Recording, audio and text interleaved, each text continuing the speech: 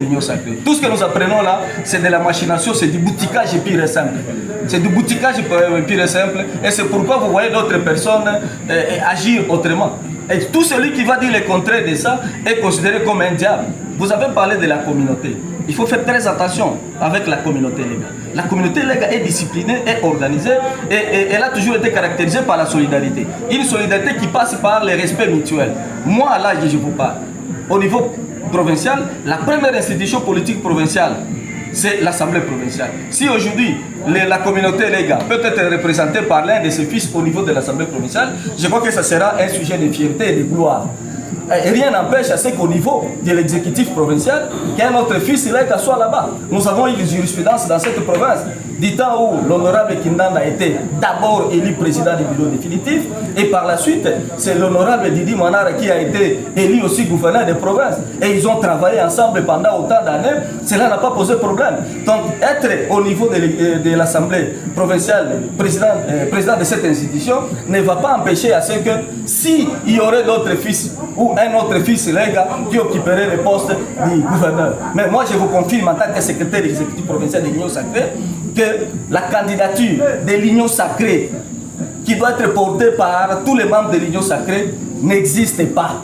Ce sont des personnalités, ce sont des organisations qui se sont coalisées pour voir qui soutenir et qui ne pas soutenir. Maintenant, le malheur est ici, si vous soutenez X, celui qui ne soutient pas ces X là, vous avez des problèmes avec lui. Et si vous êtes contre quelqu'un d'autre, celui qui le soutient va vous considérer comme autant contre. Moi, j'estime que le maniement n'a pas besoin de tout ça. Le maniement a besoin de la paix, le maniement a besoin de la cohésion, le maniement a besoin de son développement. La population a tant souffert et la population n'a pas besoin de vivre les théâtres tels que cette pièce de théâtre est en train d'être jouée au jour d'aujourd'hui. Maintenant, un dernier mot à tous vos électeurs du Maniema. Je demande aux électeurs du Maniema de faire confiance à notre plus haute autorité politique, son excellent Félix Antoine Tshisekedi Tshilombo, lui qui est la sommité de notre famille politique qui est l'Union sacrée de la nation. Je demande à la population du Maniema de lui faire confiance, d'être derrière sa vision et de nous faire confiance nous, parce que nous sommes là pour nous battre pour ses intérêts, les intérêts de cette population et le développement de la province. N'en déplaise à ceux-là qui pensent qu'amuser la galerie, ça sera profitable à la population. Je ne suis pas allé à l'Assemblée provinciale faire de l'amateurisme, faire du tourisme ou faire du gangstérisme.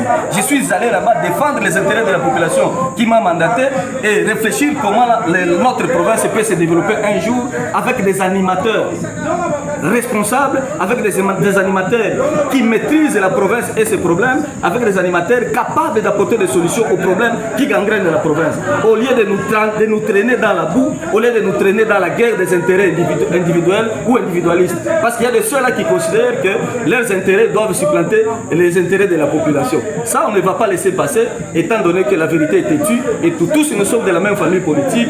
Nous devons rentrer sur les points de départ, voir comment corriger les erreurs du passé. D'ailleurs, le chef de l'État l'a dit, on doit corriger les erreurs du passé. Le passé, au niveau de la province du Maniema, le passé récent ici des 5 dernières années, c'est un passé triste. Un passé triste parce que la population a vécu dans une situation misérable. Une misère qui ne dit pas son nom. Et alors, la population nous a fait confiance. Au lieu de réfléchir comment aider cette population à sortir, n'est-ce pas, de cette situation malencontreuse, nous réfléchissons comment l'enterrer, comment l'enfoncer. Moi, je ne serai pas partie de ceux-là qui pensent que s'enrichir, c'est mieux qu'enrichir la population qui attend beaucoup de nous. C'est moi qui